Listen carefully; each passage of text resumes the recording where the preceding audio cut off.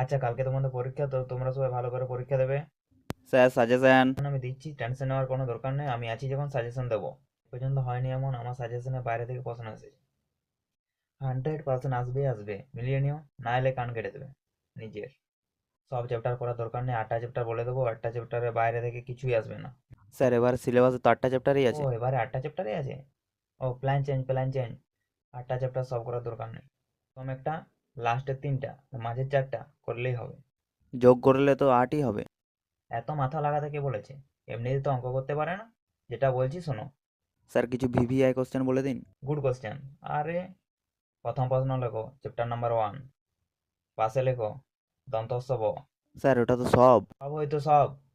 Chapter number 2, সব লেখার দরকার নেই, ডট দিয়ে দাও। নাম্বার 3, ডট ডট দিয়ে চ্যাপ্টার নাম্বার 8 পর্যন্ত। এটাই আমার সাজেশন। এর বাইরে থেকে একটা কিচ্ছু আসবে না।